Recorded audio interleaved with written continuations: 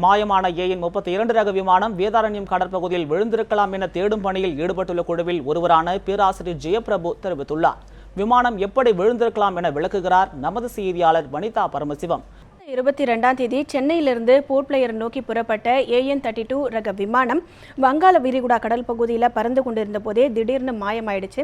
மாயமான அந்த விமானம் கடல் பகுதியில் விழுந்திருக்கலாம் அப்படிங்கிற ஒரு அனுமானத்தின் அடிப்படையில் தேடும் பணி தொடர்ந்து நடந்துட்டு வருது. இருந்தாலும் இதுவரைக்கும் விமானத்தின் எந்த ஒரு பாகங்களும் கண்டுபிடிக்கப்படவில்லை.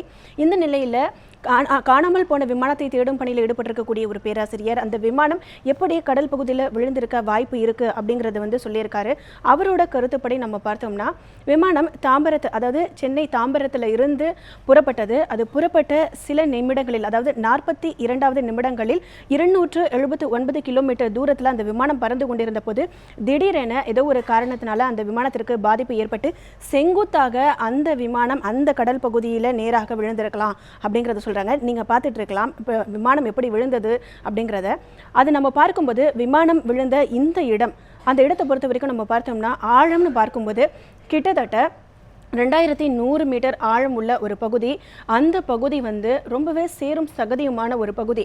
அது மட்டும் இல்லாமல் அந்த விமானம் விழுந்த அந்த அடி பகுதியில் பார்த்தோம்னா வங்கக்கடல் பகுதியில் அடியில் நீரோட்டம் அங்கிருந்து சென்று கொண்டே இருக்கிறது. அந்த நீரோட்டம் கிட்டத்தட்ட 3800 மீட்டர் ஆழம் வரைக்கும் போகக்கூடிய ஒரு நீரோட்டம்.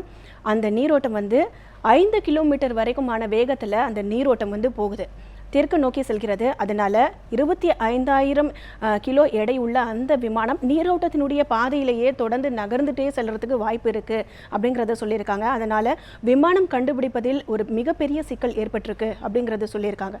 அது மட்டும் இல்லாம அந்த விமானம் திடீரென எரிந்திருக்க ஒரு வாய்ப்பு இல்லை அப்படிங்கிறதையும் அவர் சொல்லியிருக்காரு.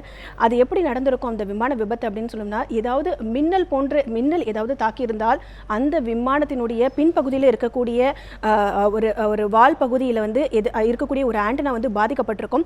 அதனால 23,000 கிலோமீட்டர் உயரத்தில் பறந்து கொண்டிருந்த அந்த விமானத்தினுடைய பிற்பகுதியில் ஆண்டனா செயல் இழந்ததுனால திடீரென அந்த விமானம் செங்குத்தாக அந்த கடல் பகுதியில் விழுந்திருக்கலாம் அப்படிங்கிறதையும் சொல்லியிருக்காங்க. தற்போது அவர் சொல்லியிருக்கக்கூடிய இடம் பார்க்கும்போது வேதாரண்யத்தை ஒட்டி இருக்கக்கூடிய ஒரு பகுதி. அந்த பகுதியில் தற்போது தீவிரமாக தேடுதல் வேட்டை நடந்துட்டு வருது.